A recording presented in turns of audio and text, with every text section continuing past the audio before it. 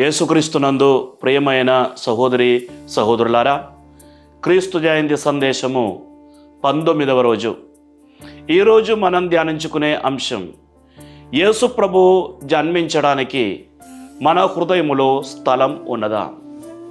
లూకా సువార్త 2వ అధ్యాయం 7వ వాక్యములో మనం చదువుతున్నాం.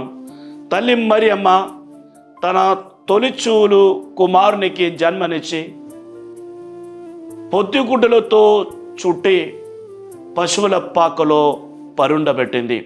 ఎందుకంటే వారికి సత్రములో స్థలం దొరకలేదు. యేసుప్రభునకు జన్మనివ్వడానికి తల్లి మరియమ్మ, యోసేపులు చాలా మంది దగ్గరికి వెళ్ళి స్థలం అడిగారు, కానీ వారికి స్థలం దొరకలేదు. చివరికి పశువుల పాకలో యేసు ప్రభువు జన్మించారు. నాడు మరియమ్మ, యోసేపులు యేసు ప్రభు కోసం స్థలం వెదికారు, కానీ నేడు యేసు ప్రభువే స్థలం వెతుకుతూ ఉన్నారు. దర్శన గ్రంథము 3వ అధ్యాయం 20వ వాక్యములో యేసు ప్రభువు అంటున్నారు, వినుము, నేను ద్వారం వద్ద నిలబడి తలుపు తడుతూ ఉన్నాను. ఎవరైనా నా స్వరం విని తలుపు తీస్తే నేను లోపలికి వస్తాను, వానితో భుజిస్తాను, వాడు నాతో భుజిస్తాడు.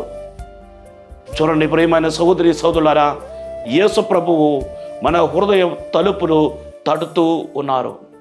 ఈ క్రిస్మస్ సందర్భంలో యేసు ప్రభువునకు స్థలం ఇవ్వడానికి మనం సిద్ధముగా ఉన్నామా? యేసు ప్రభువు జన్మించడానికి మన హృదయములో స్థలం ఉన్నదా?